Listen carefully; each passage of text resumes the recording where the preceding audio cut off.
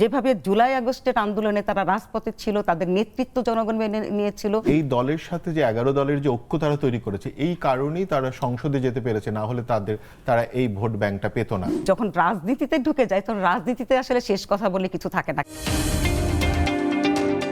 ক্ষমতার মোহে পড়ে ক্ষমতায় না গিয়ে যদি রাস্তায় থাকতো, তারা কিন্তু জনগণের জন্য অনেক উপকার করতে পারতো। তারা যদি রাজপথে থাকতো, যেভাবে জুলাই আগস্টের আন্দোলনে তারা রাজপথে ছিল, তাদের নেতৃত্ব জনগণ মেনে নিয়েছিল, সেইভাবে যদি তারা রাজপথে থাকতো, তাহলে আমার মনে হয় দেশেরও উপকার হতো, দশেরও উপকার হতো। এখন কেন হবে না? এখন তো তারা এখন হবে না, সংসদেও যাবে, রাজপথেও থাকবে। এখন হবে না এই জন্যেই, কারণ তাদের উপর মানুষ এখন আস্থা রাখতে পারছে না। হ্যাঁ, একটা যে আস্থার জায়গা, আস্থা রাখতে পারছে না, তারা কারণটা এইটাই সিটে জিতেছে। হ্যাঁ, দেখেন কারণটা হলো এইটাই যে দলটা বাংলাদেশকে চায়নি, হ্যাঁ, এবং 71-এ তাদের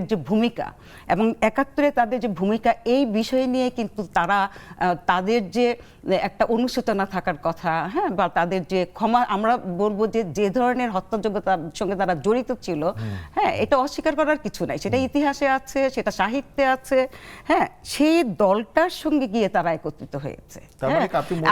আপনি দেখেন যে তারা দেখেন যে মানে আমরা কি এইভাবে বলতে পারি যে মানে এই দলের সাথে যে 11 দলের যে ঐক্য তারা তৈরি করেছে, এই কারণেই তারা সংসদে যেতে পেরেছে, না হলে তারা এই ভোট ব্যাংকটা পেত না।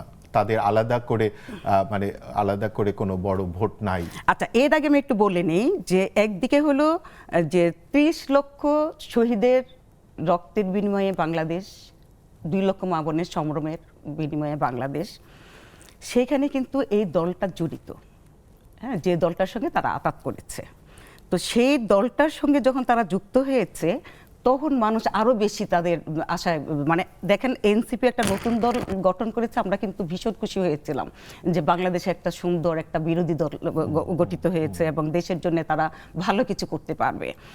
কিন্তু যখন তাদের এটা একটা টেকনিক, এটাও একটা কৌশল, হ্যাঁ, যে রাজনীতিতে আসলে শেষ কথা বলে কিছু নেই, হ্যাঁ, যে জায়গাটাতে আমরা দেখলাম যে তারা আঘাত করলো গিয়ে তারা আওয়ামী লীগের বিরোধিতা করছে। ভোটের যে ঐক্য, এটা কি আপনি মনে করেন এখন রাজনৈতিক ঐক্যে পরিণত হচ্ছে?